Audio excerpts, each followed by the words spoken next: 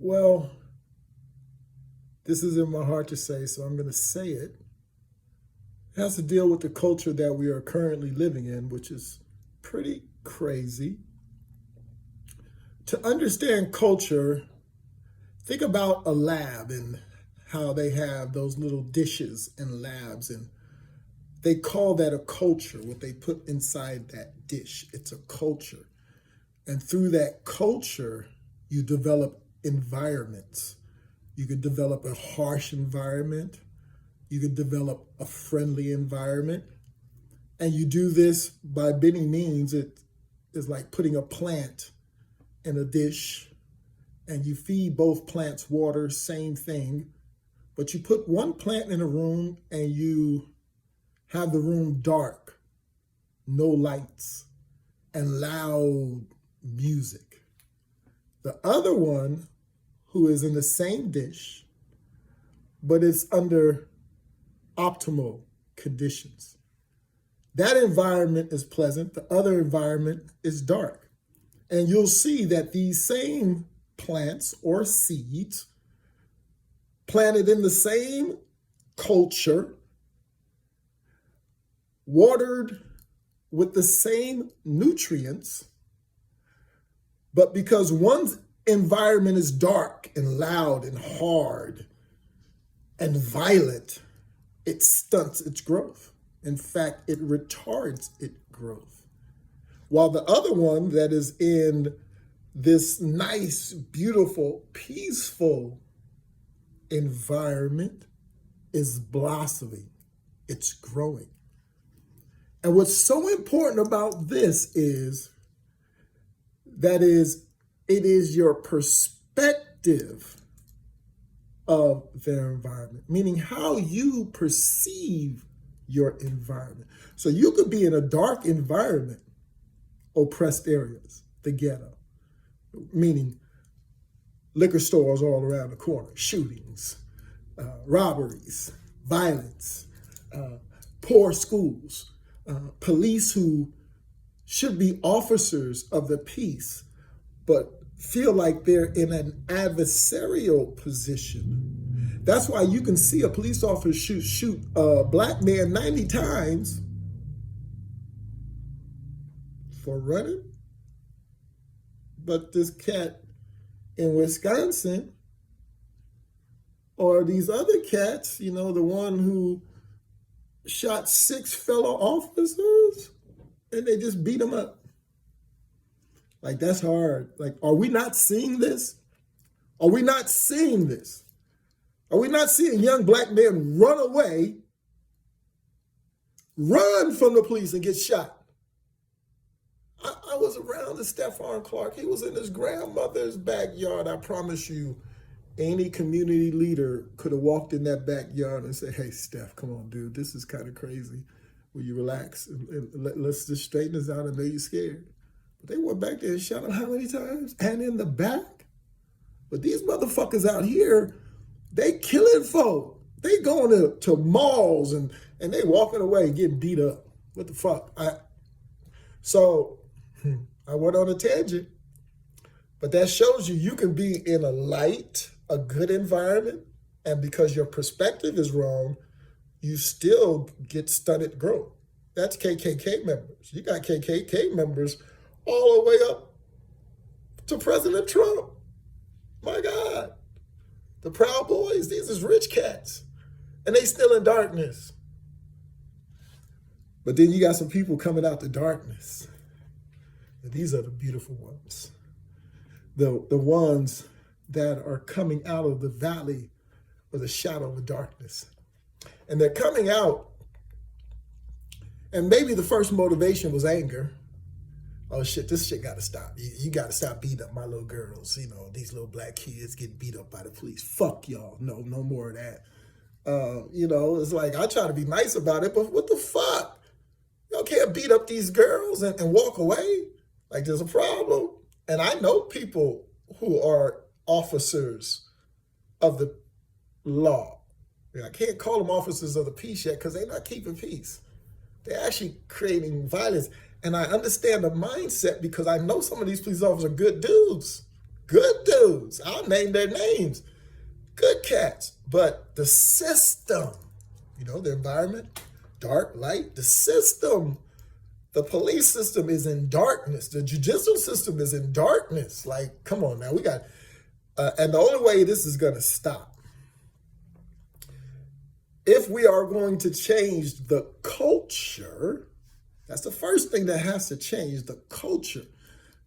Our culture now is, that dish where the seeds are growing up in. Our culture is that, especially in people of color, is women are leading with their asses.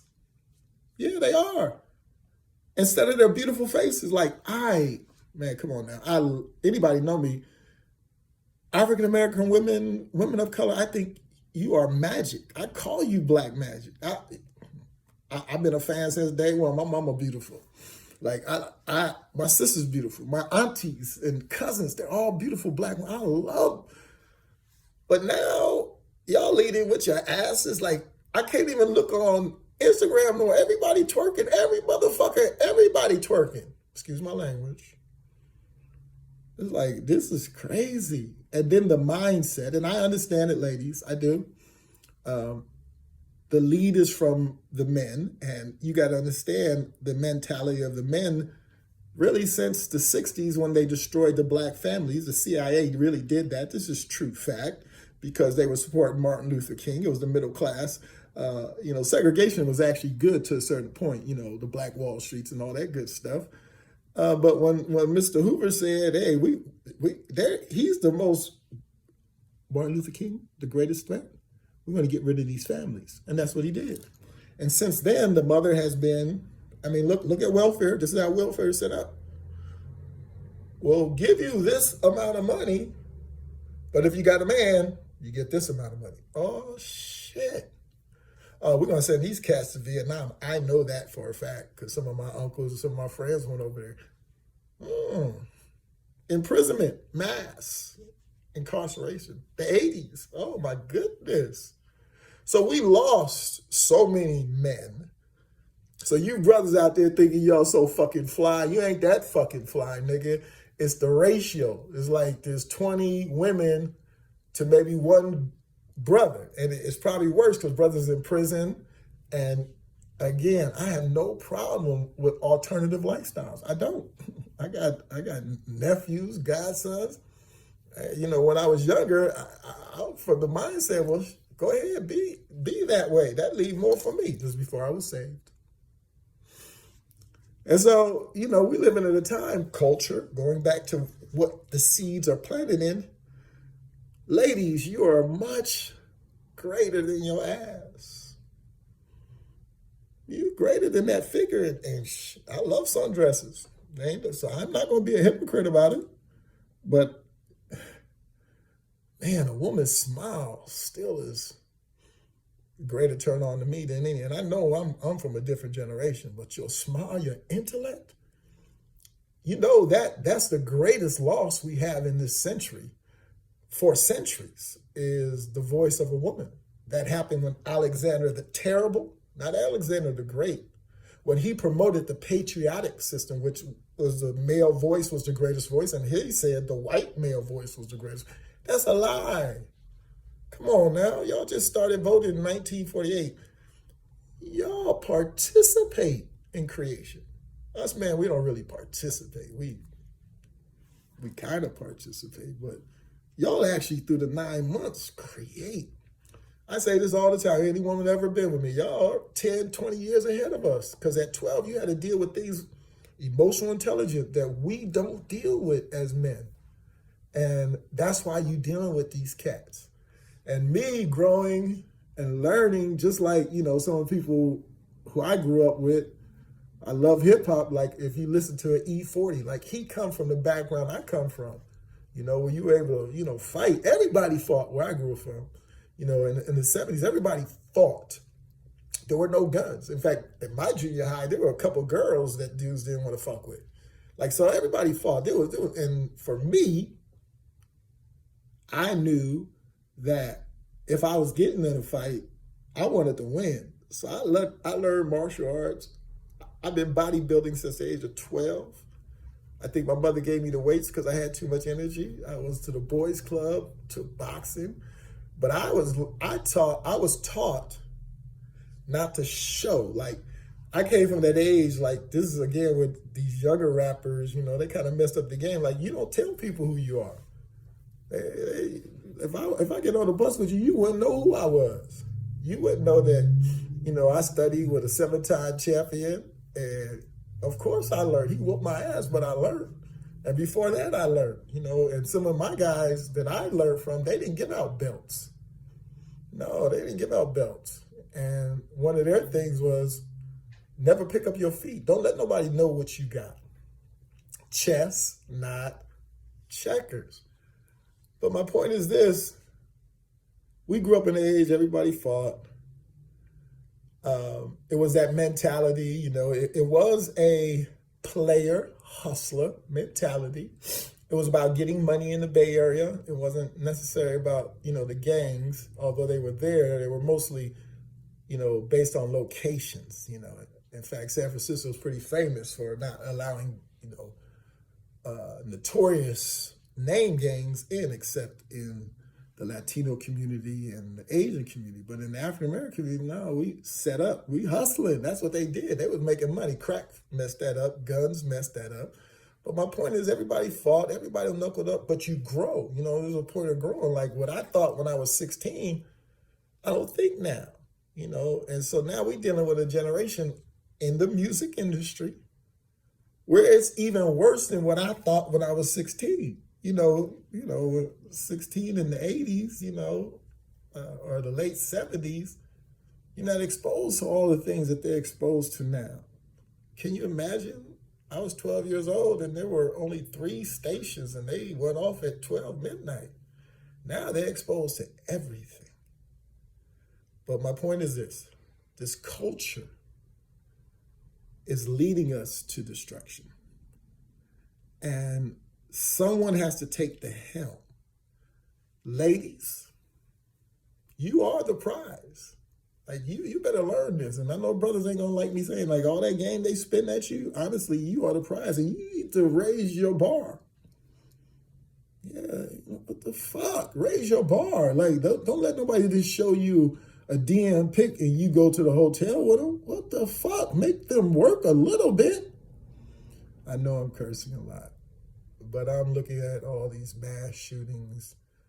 I'm learning that the diseases that are in our community that the doctors say they can't find the cause, fibromyalgia, all these Lyme disease,